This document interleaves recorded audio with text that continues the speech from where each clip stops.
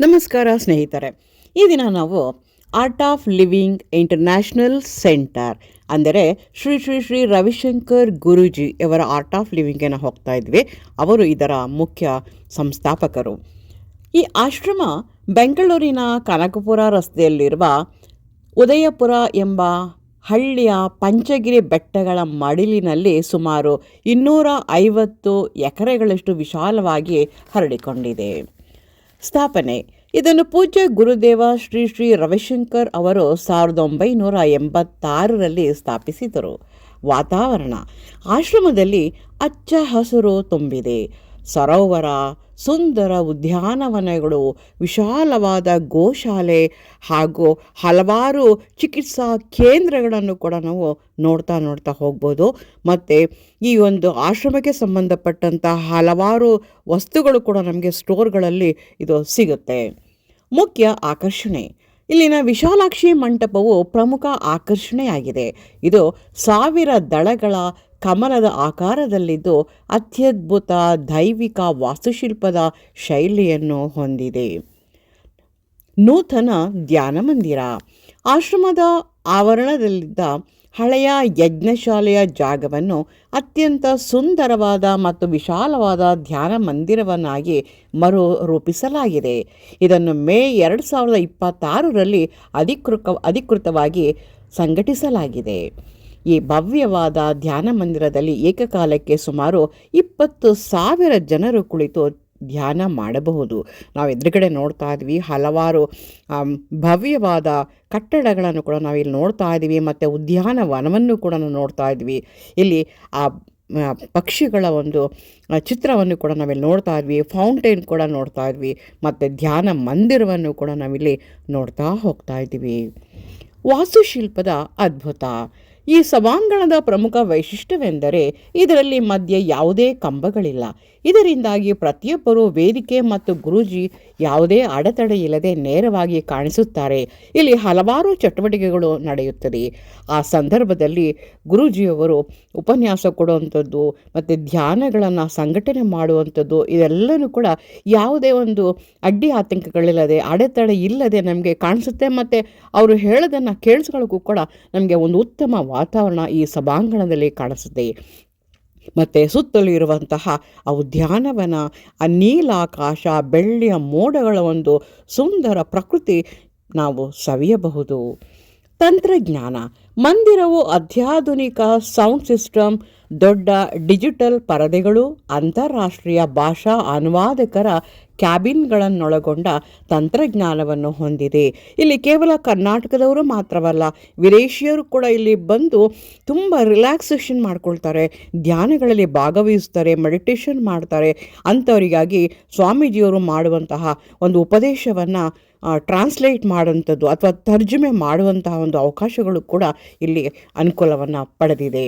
ಆಶ್ರಮದ ಚಟುವಟಿಕೆಗಳು, ಕಾರ್ಯಕ್ರಮಗಳು: ಇಲ್ಲಿ ಮನಸ್ಸಿನ ಶಾಂತಿಗಾಗಿ ಜಗತ್ಪ್ರಸಿದ್ಧ ಸುದರ್ಶನ ಕ್ರಿಯೆ, ಯೋಗ, ಪ್ರಾಣಾಯಾಮ ಹಾಗೂ ಸಹಜ ಸಮಾಧಿ ಧ್ಯಾನ ಶಿಬಿರಗಳನ್ನು ನಡೆಸಲಾಗುತ್ತದೆ. ಸುದರ್ಶನ ಕ್ರಿಯೆ ಅತ್ಯಂತ ಅದ್ಭುತವಾದಂತಹ ಒಂದು ಕಾರ್ಯ. ಇಲ್ಲಿ ನಾವು ಅದನ್ನು ಪ್ರಾಕ್ಟೀಸ್ ಮಾಡೋದ್ರಿಂದ ನಮ್ಮ ದೈಹಿಕವಾಗಿ ಮಾನಸಿಕವಾಗಿ ಯಾವುದೇ ಒಂದು ತೊಂದರೆಗಳು ಇಲ್ಲವಾಗುತ್ತೆ.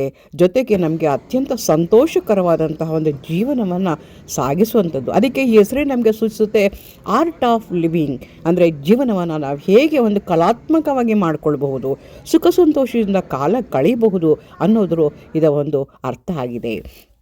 ಸತ್ಸಂಗ: ಪ್ರತಿದಿನ ಸಂಜೆ 6:30ರಿಂದ 8ರವರೆಗೆ, ಭಾನುವಾರ ಸಂಜೆ 4:30ರಿಂದ 6 ಗಂಟೆ ತನಕ ಇಲ್ಲಿ ಸಂಗೀತ, ನೃತ್ಯ ಮತ್ತು ಧ್ಯಾನದಿಂದ ಕೂಡಿದ ಭವ್ಯವಾದ ಕಾರ್ಯಕ್ರಮ ನಡೆಯುತ್ತದೆ. ಅನ್ನ ಪ್ರಸಾದ: ಆಶ್ರಮಕ್ಕೆ ಬರುವ ಪ್ರತಿಯೊಬ್ಬ ಸಂದರ್ಶಕರಿಗೂ ಮಧ್ಯಾಹ್ನ ಮತ್ತು ರಾತ್ರಿ ಉಚಿತವಾಗಿ ರುಚಿಕರವಾದಂತಹ ಮತ್ತು ಶುದ್ಧವಾದಂತಹ ಸಾತ್ವಿಕ ಭೋಜನಗಳನ್ನು ಕೂಡ ಇಲ್ಲಿ ಏರ್ಪಾಡು ಮಾಡಿದ್ದಾರೆ. ಆಯುರ್ವೇದ ಚಿಕಿತ್ಸಾಲಯವು ಕೂಡ ಇಲ್ಲಿ ನಡೆಯುತ್ತದೆ. ಬರೀ ಧ್ಯಾನ ಮತ್ತು ಮೆಡಿಟೇಷನ್ ಮಾತ್ರ ಅಲ್ಲ, ಇಲ್ಲಿ ಆಯುರ್ವೇದದ ಚಿಕಿತ್ಸಾ ಕೇಂದ್ರಗಳು ಕೂಡ ಇಲ್ಲಿದೆ.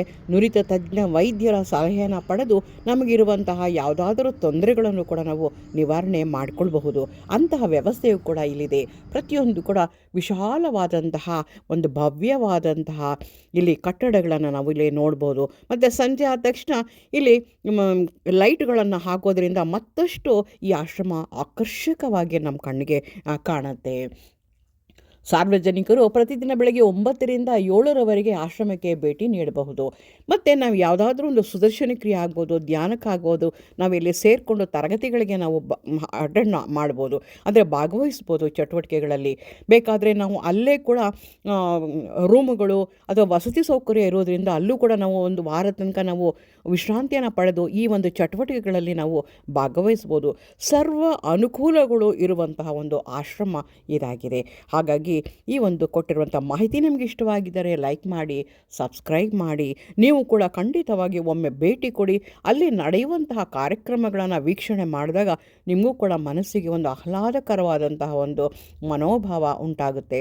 ಅಲ್ಲಿ ಎಷ್ಟು ಸಮಯ ಕಾಲ ಕಳೆದರೂ ಕೂಡ ನಮಗೆ ಹೋಗಬೇಕು ಅಂತ ಅನಿಸೋದೇ ಇಲ್ಲ. ಆ ರೀತಿಯಲ್ಲಿ ವ್ಯವಸ್ಥಿತವಾದಂತಹ ಮತ್ತು ಅಚ್ಚುಕಟ್ಟಾದಂತಹ ಊಟ, ತಿಂಡಿ, ಚಿಕಿತ್ಸಾಲಯಗಳು, ಉದ್ಯಾನವನಗಳು ಮತ್ತು ಧ್ಯಾನ ಮಂದಿರ ಕೂಡ ಅಲ್ಲಿ ನಮಗೆ ಕಾಣಿಸುತ್ತೆ. ನಮಗೆ ಮನರಂಜನೆ ಕೊಡೋಕ್ಕೋಸ್ಕರ ಅಲ್ಲಿ ಲೈಟುಗಳು ಮತ್ತು ಹಲವಾರು ಆಕರ್ಷಣೀಯವಾದಂತಹ ಜಾಗಗಳನ್ನು ಕೂಡ ನಾವಿಲ್ಲಿ ನೋಡಬಹುದು. ಎಷ್ಟು ಸಮಯ ಬೇಕಾದರೂ ಆ ಒಂದು ಕಲುಷಿತವಿಲ್ಲದಂತಹ ಒಂದು ವಾತಾವರಣದಲ್ಲಿ ನಾವು ಕುಳಿತು ಧ್ಯಾನವನ್ನು ಅಥವಾ ಮೆಡಿಟೇಷನನ್ನು ಕೂಡ ಇಲ್ಲಿ ಮಾಡಬಹುದು. ನೀವು ಕೂಡ ಖಂಡಿತವಾಗಿ ಒಮ್ಮೆಯಾದರೂ ಭೇಟಿ ಕೊಟ್ಟು ಅಲ್ಲಿನ ವಾತಾವರಣವನ್ನು ಸವಿಯಿರಿ.